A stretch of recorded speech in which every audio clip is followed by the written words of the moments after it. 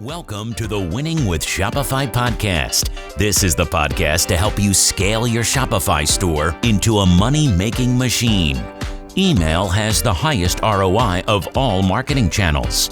Are you maximizing its potential and growing your list? Drive conversions and create more connections with Seguno, the top-rated email marketing platform built exclusively for Shopify. Seguno is offering Winning with Shopify listeners an extended free trial, plus a complimentary strategy session with an email marketing expert. Visit seguno.com/winningwithshopify to claim your offer.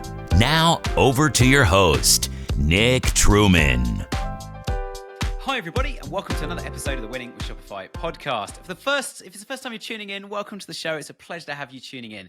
And if you've been tuning in for a while, thank you so much. It means so much to have you guys listening every week. And this would be completely pointless without you, but we love having you guys tuning in. And we also love engaging with you guys as well.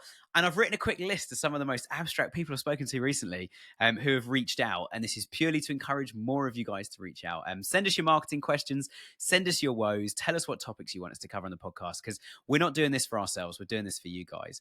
I've met coffee farmers, I've met watchmakers, I've met cosmetic retailers, leather crafters, artists, candle makers, bakers, and so many more recently. And it's been an absolute pleasure meeting you all and discovering so many new industries. So if you want to reach out, check out winningwithshopify.com, fill in any of the forms on our website, especially if you've got a question about email. We've only got a small handful of episodes left with Seguno. So last chance to get some of your questions into my question lists.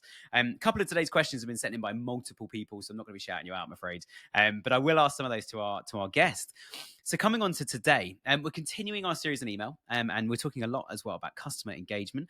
We're speaking to a different type of business today, which is actually a vineyard, which is very exciting. My guest, his name is Mike, and he's from the Traynor family vineyard. So Mike, welcome to the show.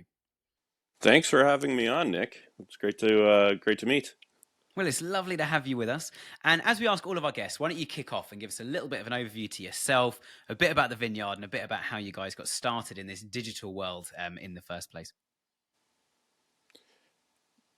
Yeah, for sure. I personally, I got into the wine industry when I was 18 years old and just fell in love with the whole industry. I was just a little farm boy, grew up in the middle of the country, and I've always been in love with agriculture my entire life. And then I found grapevines, and they just fascinated me. Just the concept of taking something that you grow and following it all the way through the process to be able to give that to the consumer was just like magic to me.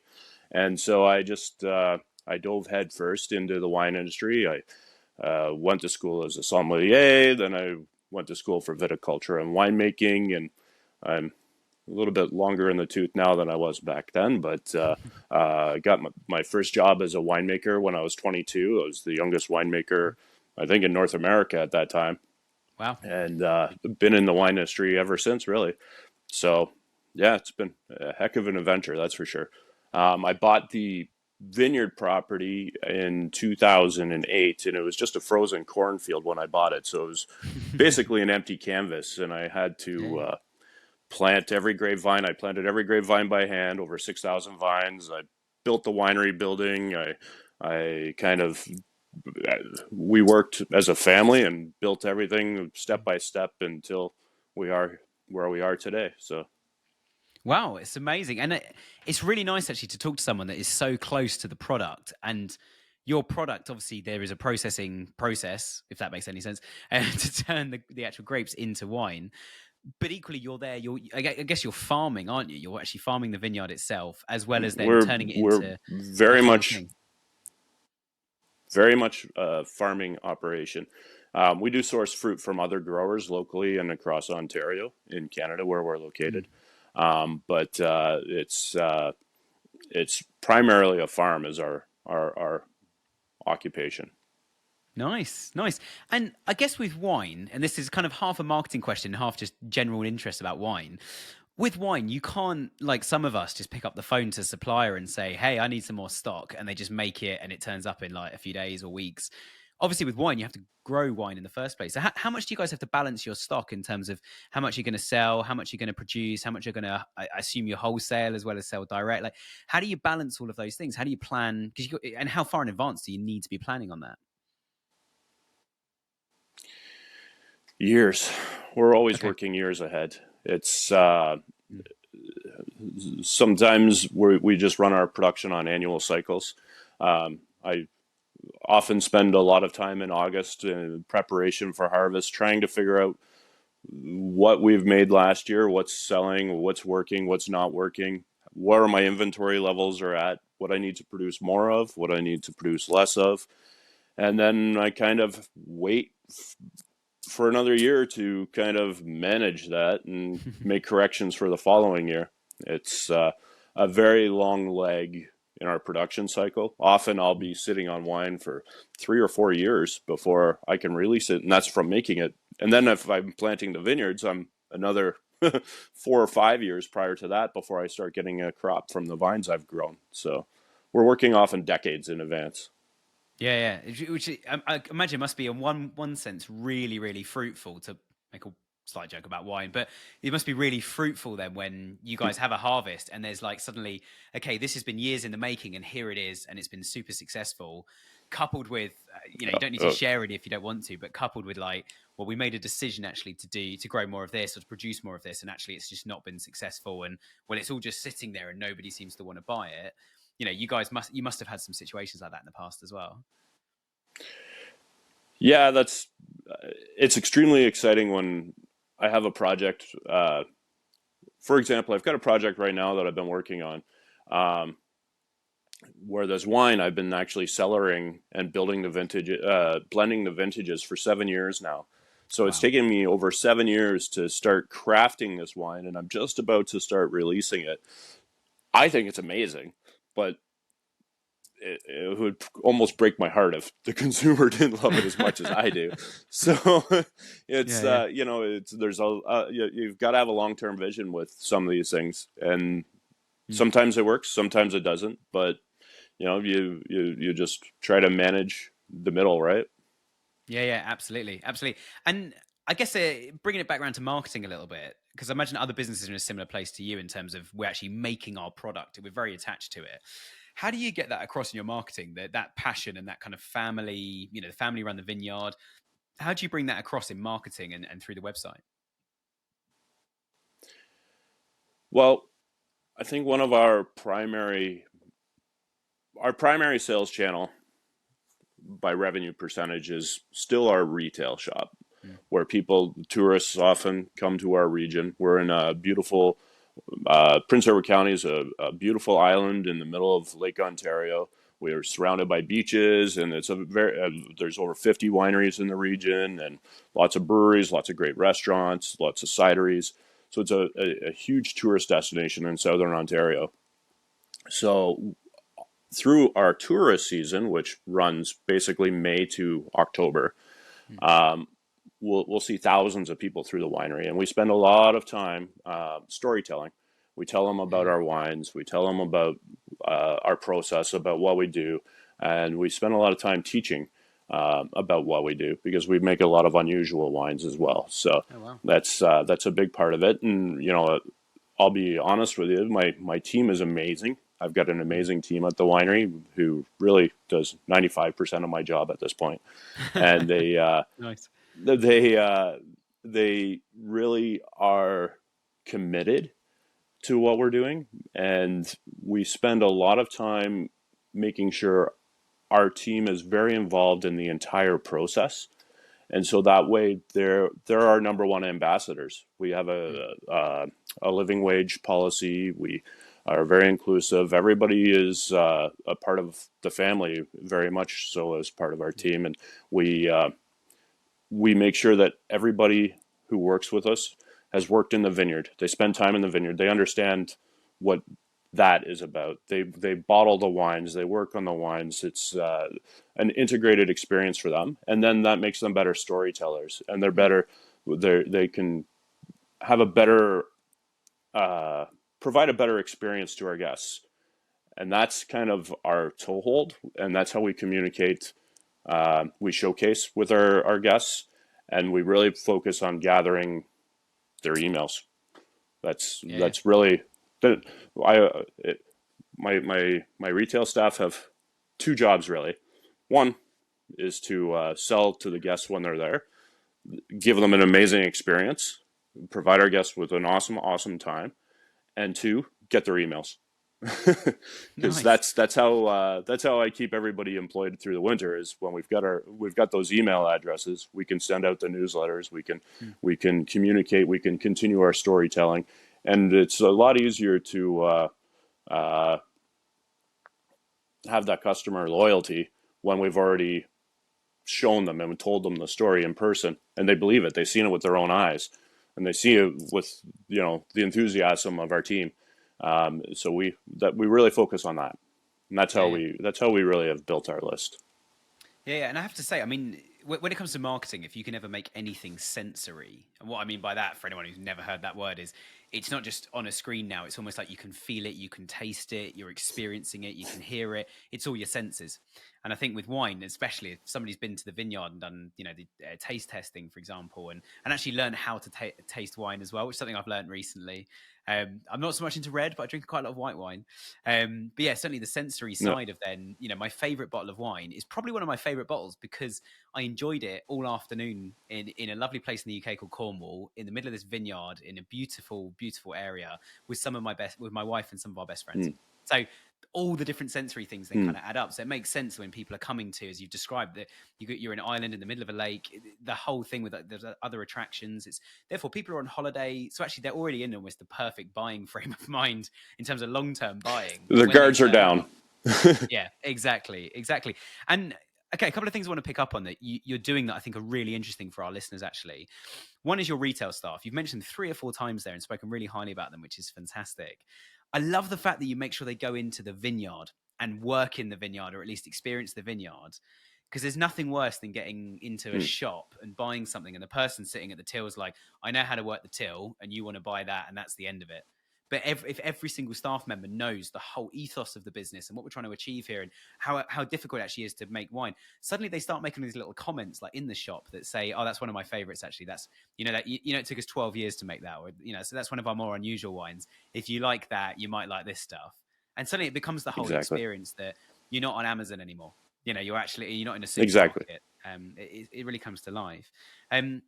So how do you guys hire, I guess, is a really interesting question then. How do you find the right people to then take on that journey? Because I feel like we run a really I feel like we have a very positive environment in our workspace, and quite frankly, our team are our champions for hiring. We receive more resumes than positions, and our retention is very, very good. So even if we have some seasonal team members, they come back year after year. And so we're a very fortunate position to not struggle with hiring, to be honest. So Yeah, that's good. we just Good, have good. our recruitment method is just by having a good place to work. Yeah, definitely, definitely. And that must speak volumes when people come into interviews as well and see how you kind of see this culture in this team and you think, I want some of that. I want to be part of that. And I think I was reading recently, that's one of the biggest things that employees look for is, am I going to enjoy what I do, who I'm doing it with? That those are as much as money is important, it's the environment as well, which I think is really cool. And then you obviously get them to take down email addresses. So one of the things I've found more and more retailers doing, especially with Shopify, is using the Shopify point of sale tech. So the till in the physical stores is also the same system that's within Shopify. So it's like one inventory, everybody at the Yeah, till. we They have always have a like a Shopify point of sale is our point of sale nice. system, so it's very streamlined for us. Mm-hmm. Basically, when somebody asks if they can have a receipt, or we ask people if they would like a receipt, we take their email at that moment, and we Yeah. collect through those means. Yeah. We're honestly so hampered here in the UK with stuff like that. We're not legally allowed to send marketing if we send a receipt email to anyone. And also the same, we also we have so many rules around what we can do with data, what we can't do with data, etc. So, I'm very jealous that you can do Mm. that. We can email receipts, that's fine, but we cannot start marketing on that. That has to be a completely separate No, opt-in no. process. So Okay. And we do ask them specifically if they want to opt into our newsletter. So it is we don't totally undermine their confidence that way. They're not automatically signed up for everything. Yeah, sure. But That'd be yeah, I mean, nice, my point but is, obviously, you no. guys are in Canada, but in the US, there's no rules Yeah, around any of this. I could literally buy, not you because you're in Canada, but I could buy any US citizen's email address from someone and just start sending the marketing with no kind of. yes. And I think one of the challenges with that is it works to some degree on We're the more numbers game. restricted. Yeah, Yeah, we're more restricted than the U.S. is for sure. cool. The U.S. is very free for all, but It's very liberal, yeah. But I think the point of getting someone to even subscribe into marketing, I think, is a really good marketing move, because it's like, I've signed up for this. I've put my name down, and actually, you as a business are giving them such a good experience as well that they want to, rather than this kind of, oh, we only do email receipts. Well, I need a receipt, and we're going to market to you. Like, it's just, that's not fair. I think it's giving them such a good experience they want to sign up. I imagine you get much better responses. We'll talk about, we'll exactly. start talking about email now as well, I think. But I imagine you get much better responses on email, taking that approach of, we want you to opt in, we want you to receive our stuff, and we're not going to annoy you with our email game either. Exactly, and we have signage around the property for following us on social media. And, we often have people ask us if we have a newsletter or some way that they can sign up Oh, wow. to get more information about us. We will also do tastings of wines that haven't been released yet. And Wow. we kind of use that as an opportunity to say, we'll tell you when this is ready if you want to join our list. And so we get a number of signups with that technique as well. So, hey, you want to try this wine out of a barrel? Perfect. You love it? Oh yeah, we can't sell it to you right now, but why don't you sign up for our newsletter, and we'll let you know when it's being released. I mean, that's amazing, because without, again, not wanting to make too many puns about wine, but that keeps people hungry, because then when they receive the email, it's the same email. This wine is now available. But the difference is, if you just send it on a newsletter one afternoon, you're going to get a very small percentage of people that go, oh, I'd like to try some of that. The people that have been waiting for it, it's the same email. It just says this wine is now available, but they're waiting for it. So I imagine you must get much better sign-up rates from that, as you say. And do you find the tastings? Well, and do you our find open that's a rate good on trigger, our or? Sorry. exactly, it is 100%. And our newsletter is extremely engaged. Our open rate on our newsletters averages over 40%. Wow. So people they've bought into what we're selling them, because we believe in what we're selling, and they do too. Absolutely. I mean, 40% is absolutely amazing. Tell us about email then. Say, how complicated is your email setup? Obviously, you work with Seguno. How much are you using automations? What kind of things do you do? What's the difference if they've bought something, if they've not bought something? Give us an overview to how you guys have approached email and how you're running it today. So email for us was a tertiary concern. I'll be honest with you, up until COVID. When COVID happened, I was like, okay, I'm pretty sure I'm going to be out of business next month, because I don't know what's going on. I don't know how everything's going to happen. And so I totally basically went to my newsletter list and was like, this is my only sales channel other than maybe Facebook. And so we really put a major emphasis on that. And I believe by next year,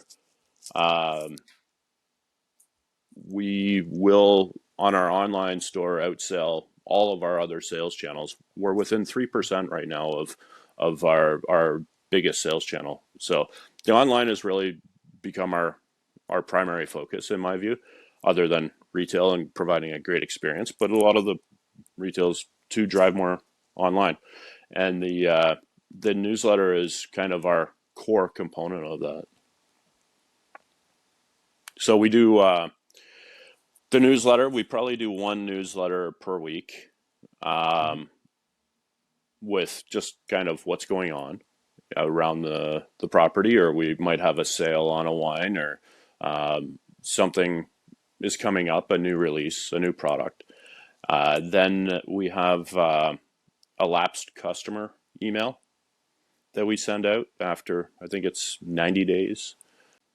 We have a new purchaser discount. So when people sign up, their next and they make an online purchase for like new customers, they will get a discount on their next purchase.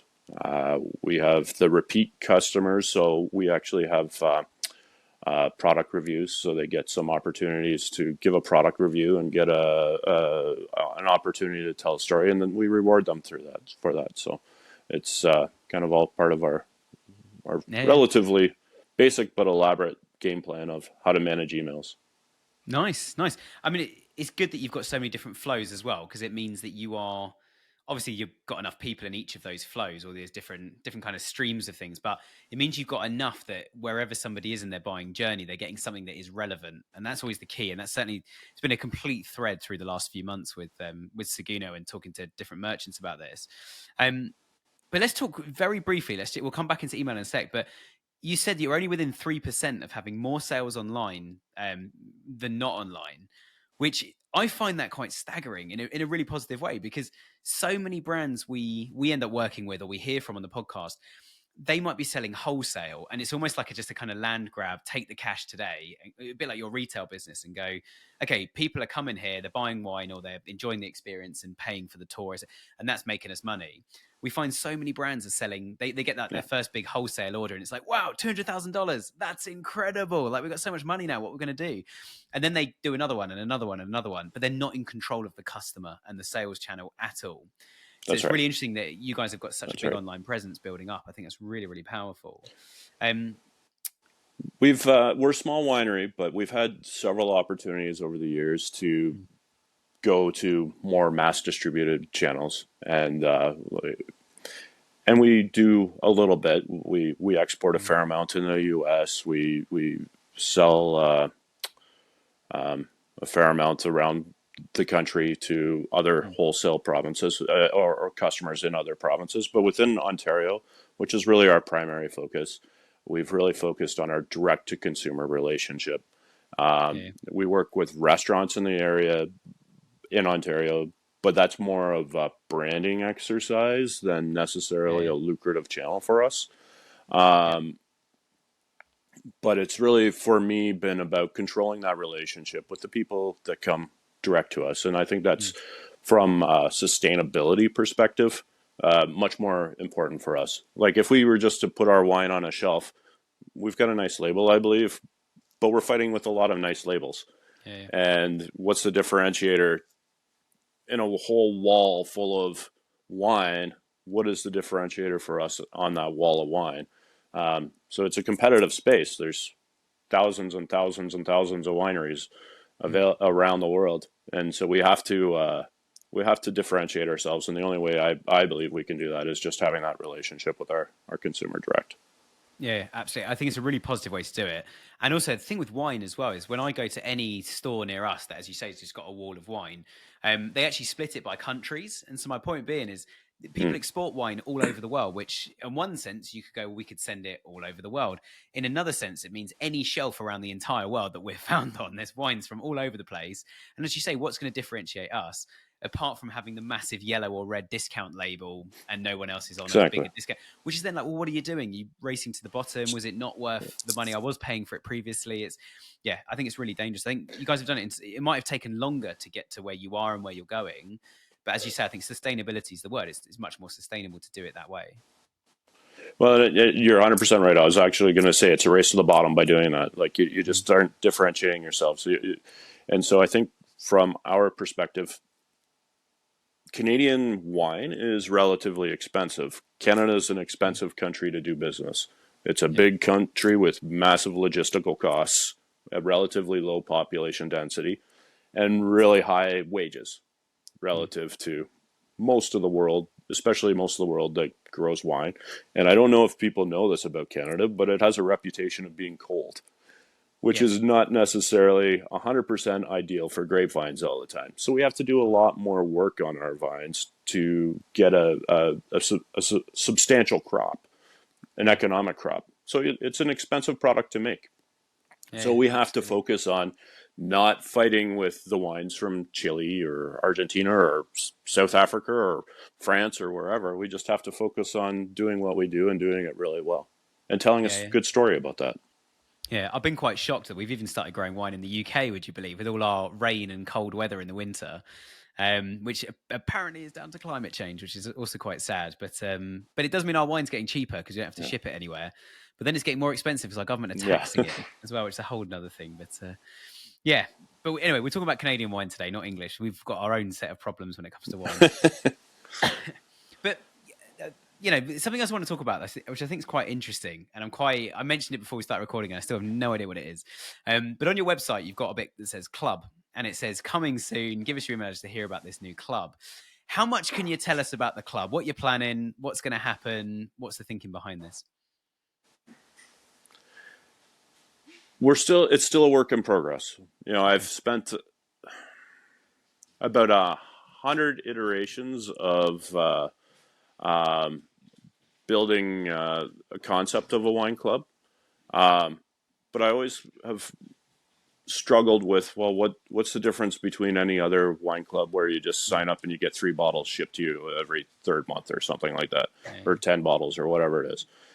So what we've really been focusing on is differentiating our concept and our package. So we've got a couple tiers of that we're working on. The primary one, in my view, is probably the most interesting.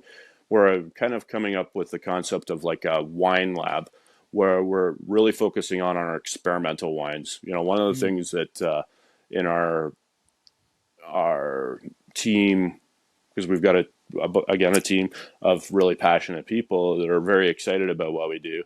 One of the things they love is when we come up with something totally random and weird and try making it in a totally different style. I kind of, one of my personal, I can't sleep passions is Googling, or now I use chat a lot, going online to find some obscure winemaking technique that has been lost for centuries. And so I kind of like doing experimental archaeology on some of our wines in a way, where we just are trying to reinvent this process and see what it does. What kind of wine does this make? What kind of exciting concept can we come up with and try it? So our one wine club that I'm really focusing on right now is that whole kind of experimental category.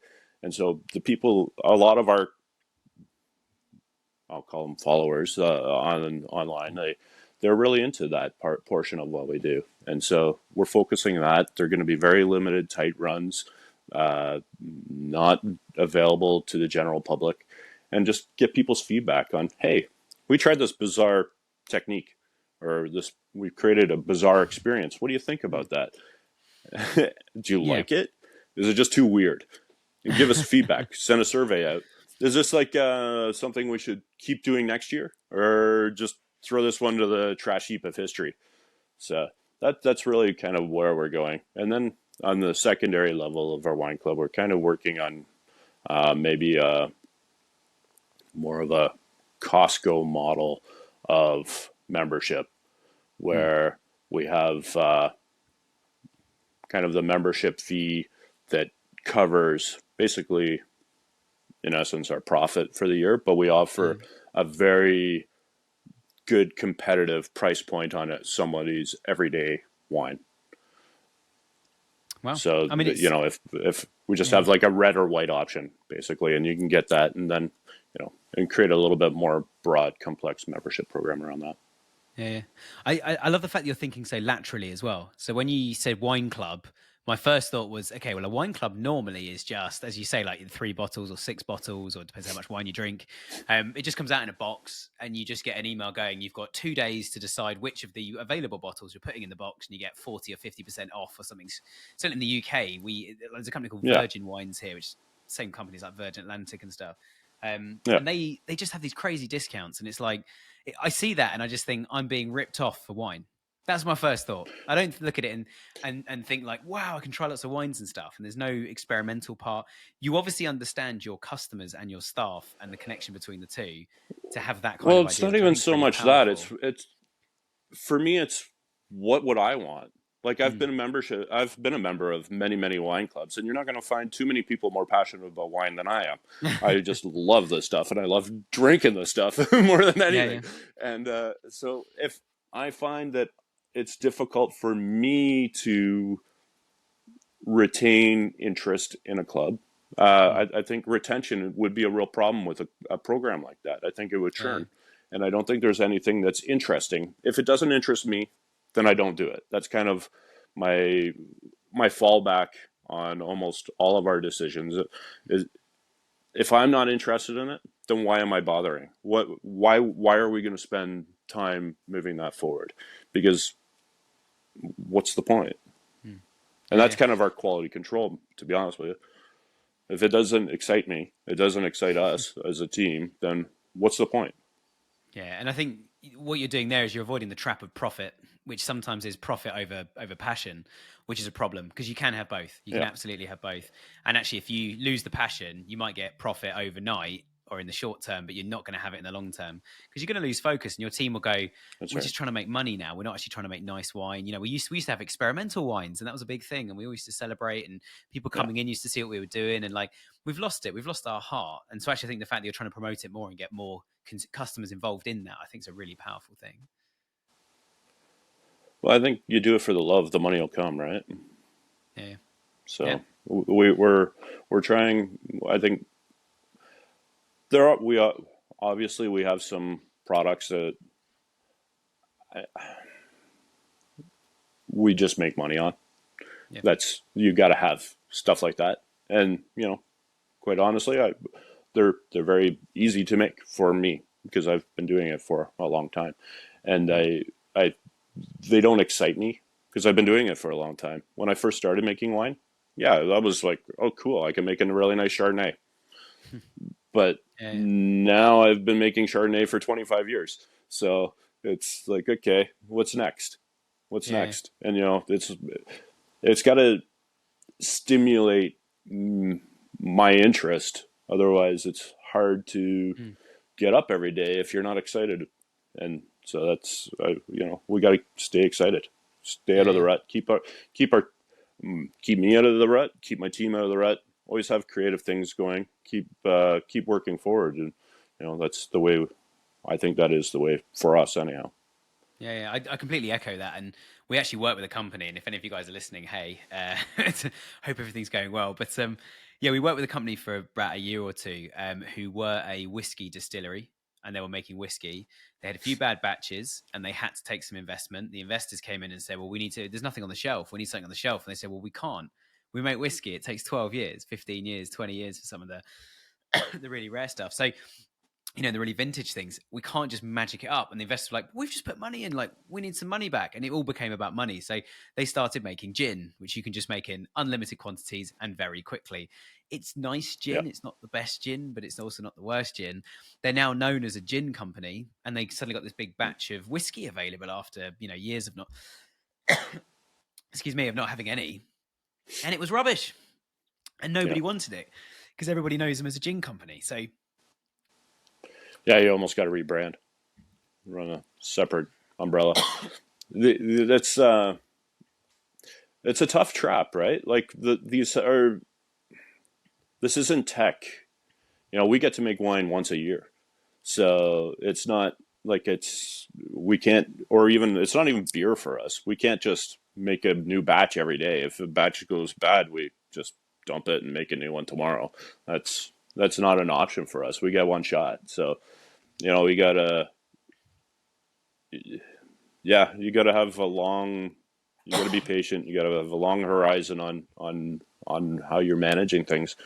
And it's not always easy, especially when bills have to be paid. But you just manage the middle, really. cool. Well, look, all of that's amazing, Mike. But obviously, there's something coming around the corner now, and that is Black Friday, Cyber Weekend, Christmas. What are you guys planning? What do you get involved in that? Do you do stuff for that, or actually, do you guys just avoid it altogether? It's actually one of our main thrusts. We do because our Mhm. retail is so seasonal. Being in beach country, basically. I've got to have revenue from, I've got to find other channels for revenue from basically November till April, May. And Black Friday is excellent timing for me, because what happens in Ontario, or in most of the world, I suspect, is you have to pay for all the fruit you buy in November for the next year. So it's nice to have a big influx of cash flow. Of course. So, and I put a big emphasis on Black Friday. And like last year,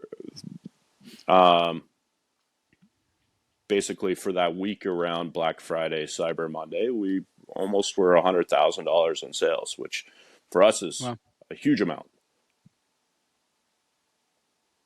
So what do you guys do going into Christmas then? So obviously Black Friday is a really big time. It's well timed.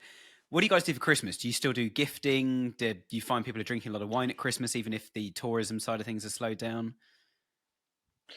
Well, because of the lag on logistics, a lot of our Christmas wine sales kind of are arriving, because Black Friday this year is November 24th, I believe. So it's later, our customers will probably receive their wine maybe around the 5th of December. So they are just starting to get into that. And then we'll do a post-Christmas, because we want to make sure that they get the product before the holidays, because that's why they're buying it, right? So we kind of leave a bit of the sales until Boxing Day. We'll do another sale to let people, because they've consumed it all through the parties, the holiday party season, get them in a position for New Year's or early in the years. Not a fan of dry January, but so we kind of really focus it on the Christmas sale is the Black Friday. Make sure they get the wine, and then in that period in between, we actually schedule a few releases. So we'll have some new wines that people may have been waiting for. They've tried out of the barrel at the winery or whatever, and we try to schedule that in that little period there. So there's already some pent up demand in that, and then we manage that kind of that way. Nice. So this year, our plan is to launch our club around Black Friday too. So, which would be excellently timed, I imagine, because the other thing we've noticed with retailers as well, especially with, we work a lot on Google marketing, we see the demand increases. So even if people don't participate in Black Friday, everyone's shopping. Whether you've got a discount on or not, everybody's shopping. So I think launching a club at that time makes a huge amount of sense. But yeah, well, look, I wish you all the best with it, Mike. Sounds amazing. And finally, I just want to say a huge thank you for coming on. If people want to check out your wine, they want to try your wine, see the store, how can they find you guys digitally? TraynorVineyard.com, and thank you very much for having me on. It's been a real pleasure chatting. You're very welcome. You're very welcome. It's great to have you, Mike. I appreciate all of your comments, all your insights and learnings. If anyone wants to check them out, it's Traynor, which is Traynor, TraynorVineyard.com, as Mike says. So, yeah, thanks a lot to Mike. Thanks for all of our listeners as well. Thank you for tuning in. If you haven't already, hit the subscribe button, leave us a review. And apologies we didn't post a couple of Fridays ago. That was completely my fault. I'll take blame for that one for getting slightly unwell. But we're back on the same thread at the moment. So, thanks for tuning in. Back again next Friday.